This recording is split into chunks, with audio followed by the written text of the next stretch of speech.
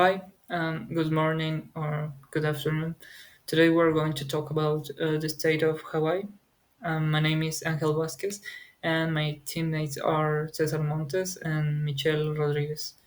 Well, first of all, we have our table of contents.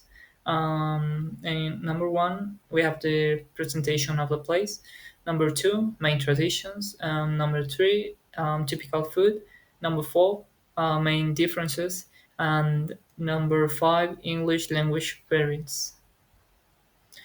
Well, the name Hawaii likely comes from the Polynesian language, particularly from Hawaii, the legendary homeland of Polynesians in their mythology and oral history.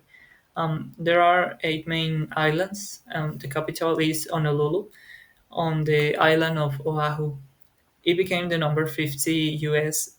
State on August 21 in 1959 and about 1.4 million in 2023 estimate, with a multicultural population reflecting native Hawaiian, Asian, Pacific Islander, and European ancestries. Well, who was formed? Hawaii was formed by a geological hot spot, a plume of magma rising from deep within the Earth's mantle. As the Pacific plate slowly moves over this hot spot, magma erupts through the ocean floor, creating underwater volcanoes that eventually built up above the sea level to form these eight islands. The Hawaii Islands are arranged in southeast to northwest chain, with the southeastern island, like the Big Island, being the youngest. The Big Island is still volcanically active, with Kilauea and Mauna Loa among the world's most famous active volcanoes. And the older islands like Kauai and Oahu are more eroded and no longer volcanically active. Now about tourism. Tourism is the largest single source of private capital for Hawaii. That means it brings in the most money compared to other industries like agriculture, construction, or even technology, because Hawaii is a remote group of eight islands with limited resources, and tourism helps support the local economy by creating jobs, generating taxes, and attracting investment. The average number of visitors in Hawaii is around 9 to 10 million visitors per year. Many of them from the US, mainland, Japan, Canada, Australia, and other countries. Tourists spend billions of dollars on hotels, restaurants, tours, shops, and entertainment every year. In 2023, for example, visitors spent over 17 billion in Hawaii, and about one in five jobs in Hawaii is directly related to tourism. So, well, this includes hotel staff, tour guides, restaurant workers, taxi drivers, and more. Hello everyone, my name is Cesar Andres Montes and now I'm going to talk about the main traditions in Hawaii. For this I want to start with this one that is called hula. And hula it is a traditional Hawaiian dance performed to chant or song, and it is used to tell stories about the history, about gods, about nature, historical events, or even personal emotions. And something important about this tradition is that when people performed this dance, every movement represents something important about their own lives or the culture in general. The second tradition that I want to talk about it is about the lei. First of all, I want to say that the lei tradition, for me, it is one of the most beautiful that I found. because it is said that in Hawaiian society, the lake represents more than a decorative garland. It represents something like love, respect, honor, and connection with life. It is celebrated on special occasions like births, graduations, weddings, and even it is celebrated on funerals because when lays are exchanged, as talking of did emotional bonds and well wishes. And this tradition underscores the Hawaiian values of community connection and the perpetual cycle of life and death, and making the lei as an essential emblem of Hawaiian culture and symbolism. Another interesting and beautiful tradition in Hawaii it is about the luau, and this is basically a traditional Hawaiian feast with like music, dancing, and local food. And the feasts and festivities of the luau are the traditional way that the people of Hawaii had celebrated special occasions. The births of a child, a victorious battles, and a successful harvest are all events that call for the honoring of gods and they share not bounty with friends and family. And something important about this, it is today, it is a traditional, a traditional law is often used by family and friends to celebrate a baby's first birthday or as an important way to raise funds by churches and social groups. Finally, I would like to talk about surfing culture, and it is known that surfing is deeply rooted in Hawaiian culture, and it is more than a simple sport. It's a sacred tradition that connects people to the ocean, the nature, and the spirit of aloha. And aloha, it is a god in this place. In Hawaii, this tradition has different cultural significances, like people and before entering the water they often pray or make offerings to the ocean gods, especially Kanaloa, and this is the god of the sea. Or sometimes good surf conditions were seen as gifts from the gods and its bird surface were highly respected in society. um, Surfing reflected the Hawaiian connection to nature, especially the ocean.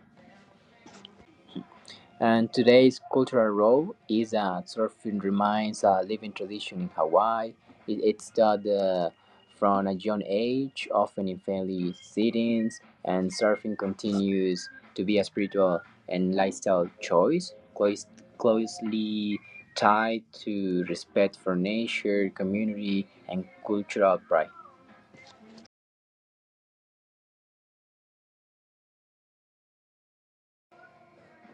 So now let's talk about gastronomy in Hawaii.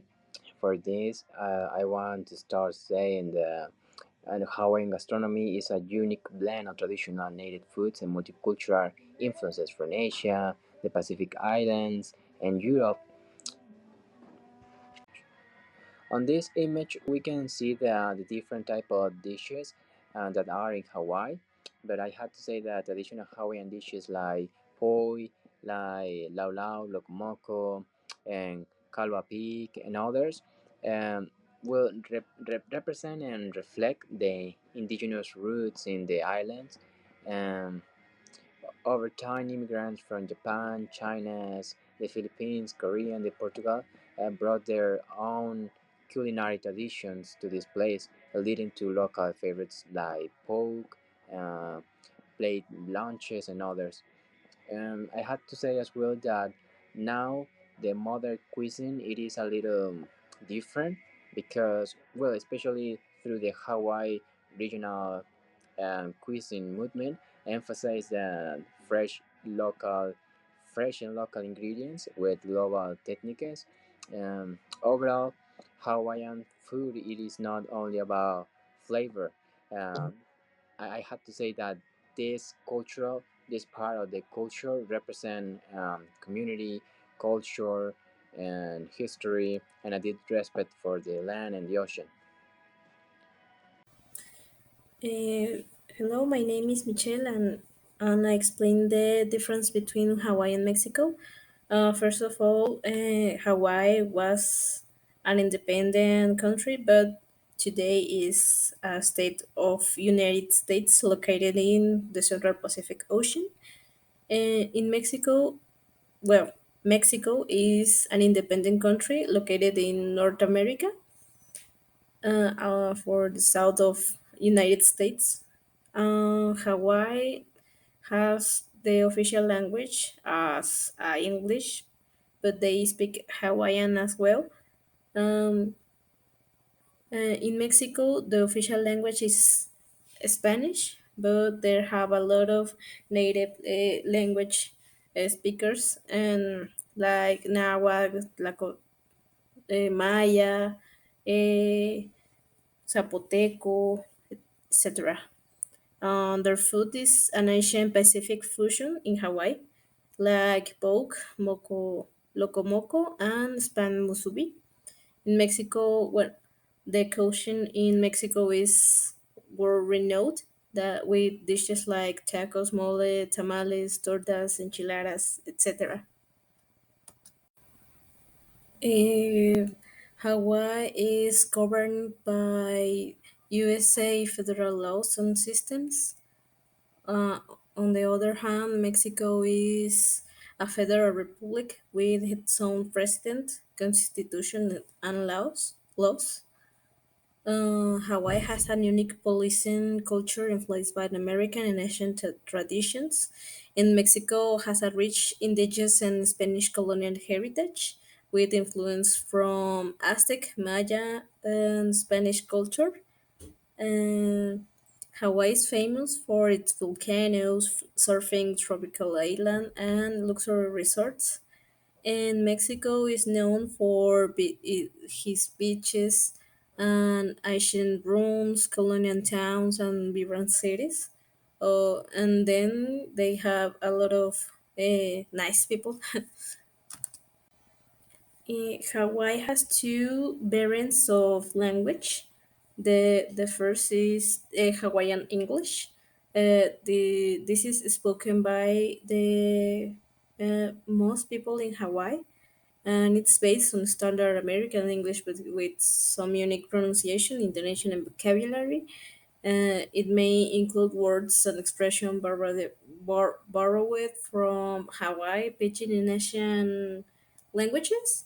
An example is the word "pau," from that is from Hawaiian, and that is to refers has something finished. The second variation it is the Hawaiian pidgin, most known as pidgin only. Often Creole that was Creole language that developed in 19th century among workers on sugar plantations, and it is based on English, but includes vocabulary and grammar influence from Hawaiian, Japanese, Portuguese, and other Asian languages. That is not broken English. Is it's a fully developed language spoken natively by many locals. An example of how they spoke is "you like go beach." That means "Do you want to go to the beach?" And this is all our presentation. I hope you enjoy it.